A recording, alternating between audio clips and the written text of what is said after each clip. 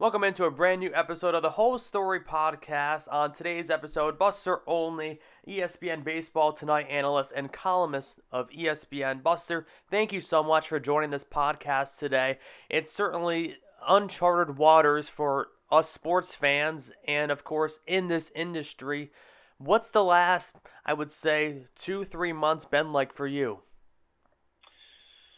Boy, the last, at first, I think, so much excitement going to spring training and, thinking about all the storylines and, the Dodgers with Mookie Betts, how good would they be? Mm-hmm. What was the reaction going to be in the regular season of the Houston Astros? That was going to be our first game broadcast with the Angels and the Astros in Houston, and, how would crowds react to them?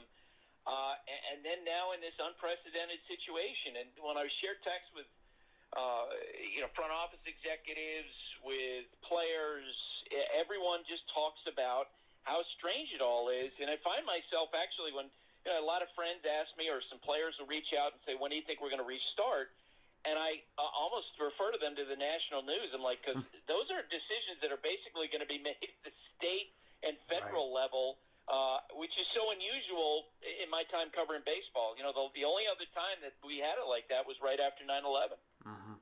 And the thing was about 9/11 was there were crowds right after. Obviously, there were some people that wouldn't want to go, and there was still that fear in the stands. But now you almost think about it, we don't know even when fans will be in attendance once baseball resumes. No, and I think you highlight, the difference between, post 9/11 and what's going on now. I remember covering the World Series in 2001, and I had friends who were, seeing that President Bush was going to throw out a first pitch, and so they're texting me, emailing me back then, calling me and saying, are you going to be safe? Are you going to be okay? And I was assure them, I'm like in the safest place on earth. There are 18,000 cops here at Yankee Stadium. You got sharpshooters up on the roof. And so there was not, right after baseball restarted, there wasn't this sense of real fear. Well, you don't know if the players would be safe when they restart the way that you did in October, November of 2001. Nobody can tell the players for sure that if they're not put into a group together in the clubhouse that somebody might get sick, an older coach or a player, let's say, who's recovered from cancer and has had their immune system compromised in the past, that they wouldn't be at greater risk. And that's why, when folks ask me about, when is baseball coming back, I'm like, I don't know, because it's something that really can only be answered by doctors who with knowledge of the testing and of the coronavirus.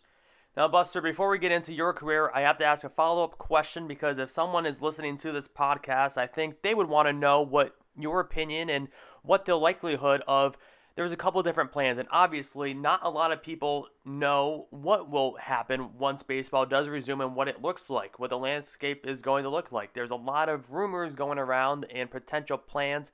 Baseball in Arizona, almost like a bubble instance where players, coaches, managers, broadcasters will be living in hotels almost connected right to the ballparks.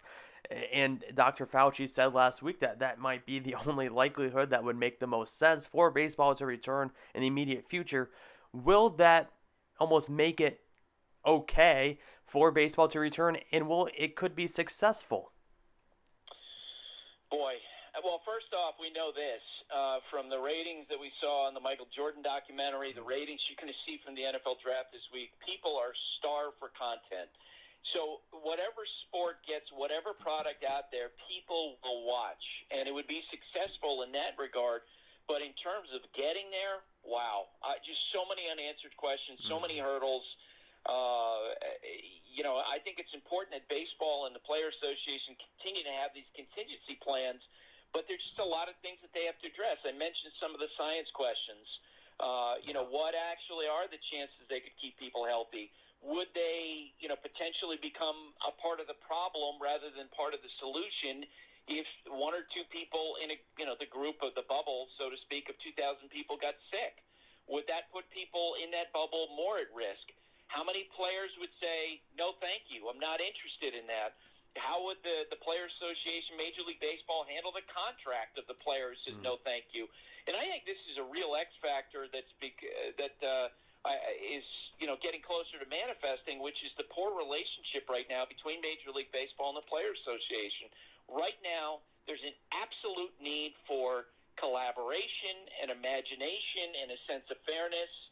And based on what I'm seeing and I'm hearing, I don't see a lot of it. I'm glad it hasn't spilled out into the public, but that is a huge hurdle for these two sides to work out before they get back to playing baseball. Now, Buster, this podcast is centered around who my guest careers have been and the success up to this moment in time. Take me back to when you were in high school and Red Allen talked to your classmates and yourself, and at that moment you realized, wait a second, this is my career that I want to choose, and I actually have a passion for storytelling. Yeah, Red Smith, he was the Pulitzer Prize winning sports columnist for the New York Times. He was the first sports writer to ever win a Pulitzer Prize. And the year before he passed away, he came and spoke at my high school. And there were some English teachers there who knew how much I loved sports and knew what a nerd I was. And, it was just filled with information about sports. And so they sat me down at a dining table next to him before he spoke. And I remember that conversation, and I came out of that with an absolute clear inspiration of, wow, okay, this person loves sports and he loves to write, and I love sports and I love to write. That sounds like a pretty cool job. And that was right at the age where, as a farm kid growing up in Central Vermont, it takes you a while to figure out you're not going to play for the Lakers, you're not going to be the second baseman for the Dodgers. And so right after that, I started writing for my high school paper, The Bridge, which came out every week. And I knew very early on, against my mother's wishes, she wanted me to be a lawyer, that I wanted to be a sports writer. And I feel, especially now that I have kids and, talk to them about what they want to do, I feel really lucky that I knew at such an early age what exactly was going to be my passion. You said you were a farm kid growing up. What kind of farm? Dairy farm. We had anywhere, depending on the year, we started with 27 milkers and got up to 50, 108 acres, and so just grew up. My folks bought that farm when I was 9, so grew up, baling hay and working in the barn. My stepfather did most of the milking, splitting wood and all that. And we actually did not have a television, and to this day that's the case. All of my siblings, none of them have televisions. We grew up without it. Mm-hmm. I live on a 105-acre hay farm. So I know exactly how hay season is in the summertime. Well, and you guys, because we had square bales that my stepfather made smaller for me because I was not a big kid. Ours were 45 to 50 pounds, but then when I went away to college, he started to use a round baler for our farm. You mentioned no TV, so I'm sure that a baseball fan growing up, you listened to baseball on the radio, right? Crazy. Absolutely.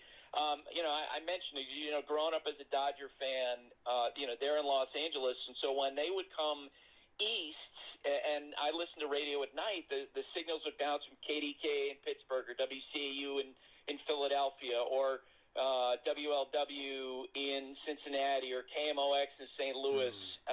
Even sometimes listen to the French broadcast coming out of Montreal when they would play the Expos. And every day I would listen to the Red Sox. They weren't my favorite team, but they were the team that I could listen to. And I remember being excited when I was an adult, 24, 25, getting to meet Ned Martin, who was one of the Red Sox broadcasters that really taught me baseball as I grew up as a kid. Mm-hmm. Now, obviously, you have always had a passion and a strong passion for writing. Did you ever think that you would find out throughout the way that I also like broadcasting too? Had no interest in it and absolutely no thought of doing it. My view was that I just would have it was not something that enticed me at all because I felt like that you couldn't get too deeply into things.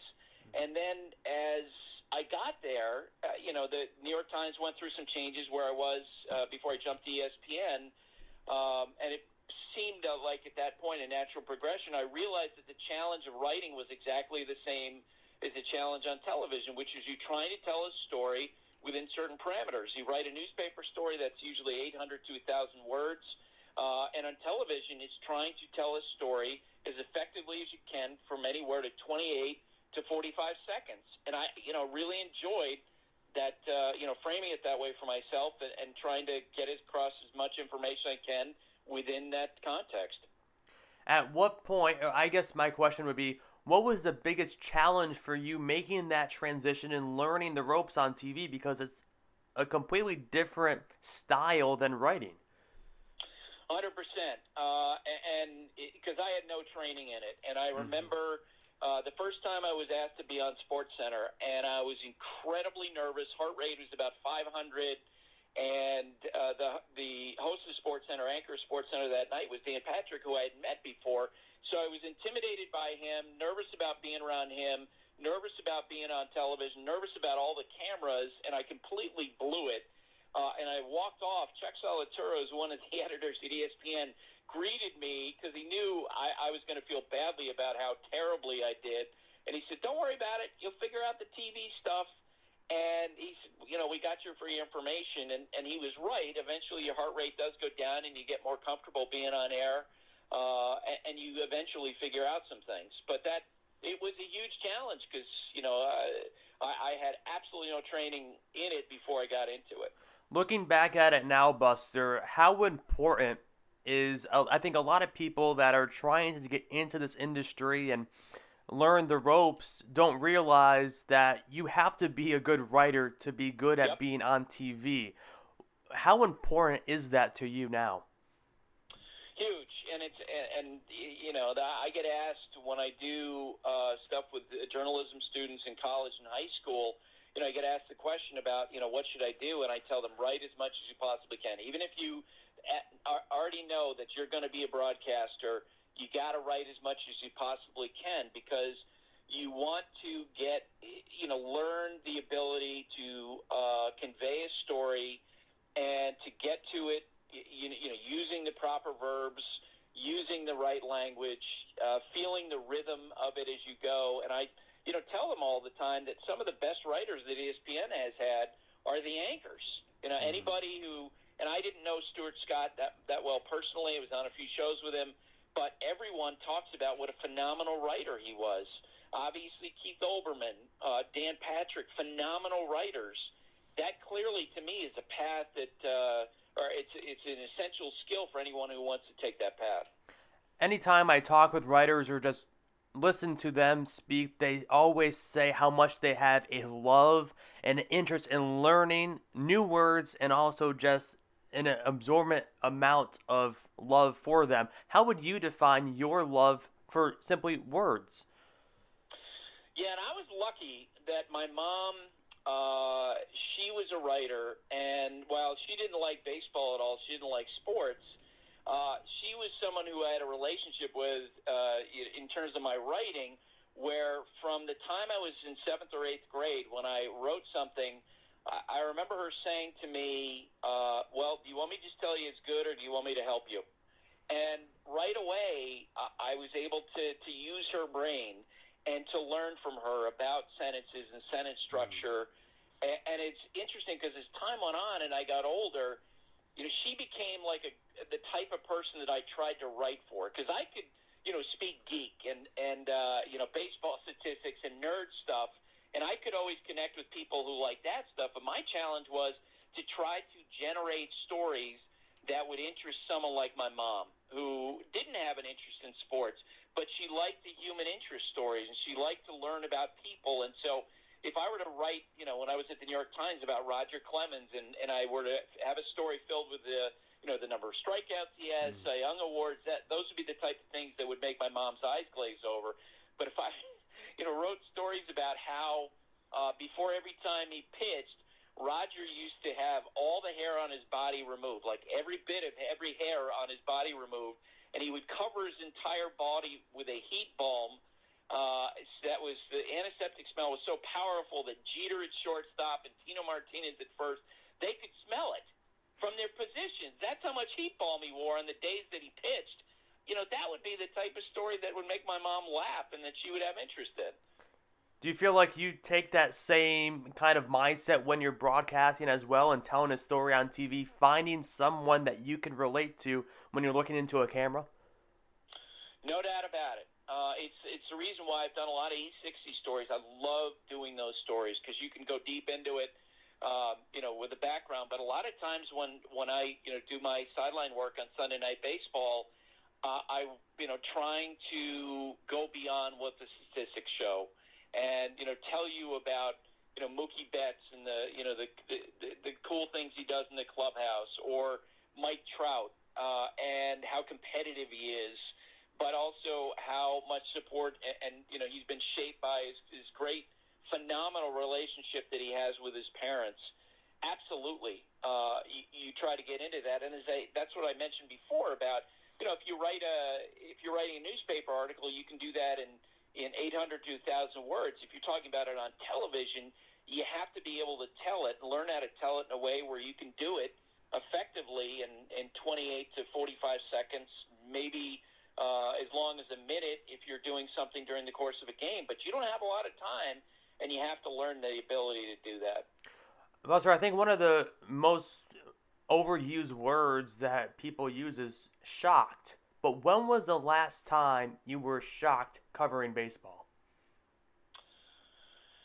Now. Like everything under the current circumstance, it's shocking. Yesterday I was texting back and forth with the general manager, and they're going through the whole question about laying off people and, are they going to have to furlough people? And he just texted, like, this is not fun. And every day it feels like there's some new realities that come into this. I'll give you an example. This week I started to dig into the question of liability, because let's say that, any business opens up. Well, if they bring their employees back in and the employees potentially are at heightened risk because of this virus, much in the same way where if you were to bring someone in to work at your store and there was asbestos there, what is the liability question? What rights do the players have? All of these range of questions that I've never, ever had to think about are in play right now. And, and it's hard to imagine what baseball is going to look like on the back end of this. Well, sir, this is my favorite part of the show. It's a Fast 5 quick round. It's 5 quick questions, and you have however long to take to answer them. Are you ready? I'm ready. What would be one superpower you wish you had? Dunk. I've always wanted to come down the left side of the court and fly and dunk, and that's because I'm 5'7" and 3/4. I was always jealous if people could do that. What's one song that you relate most to your childhood? Wow, a song that I relate most to in my childhood. I think, and it's going to sound corny, but it was a song my mom listened to when I was a kid, which was Sing. And it's about children expressing themselves, and that was what my mom always encouraged for me. Biggest pet peeve? Boy. I think my biggest problem now are writers, reporters who sell their integrity for scoops. That drives me crazy. What's one of the biggest lessons you've learned working with ESPN? All about the television and learning, as I say, that challenge of trying to communicate in a shorter period of time. And that, for me, there's some people like Carl Ravitch, and it's like Carl came out of the womb with the ability to do that. Me, it's always going to be a work in progress, and I have to practice at it. Do you have any hidden talents? I am the fastest bagel baker in history of Vermont and New Hampshire and Tennessee, and I am a phenomenal wiffle ball player. And Buster, my last question for you. If you were to speak at a high school tomorrow and a 14-year-old kid came up to you and told you that they don't understand the game of baseball and they're never going to watch, what would you say to them? And I have that conversation with my sports-crazy 15-year-old son every day.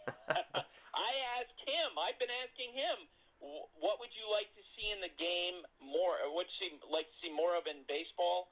And he gives me a lot of ideas, including microphoning the players.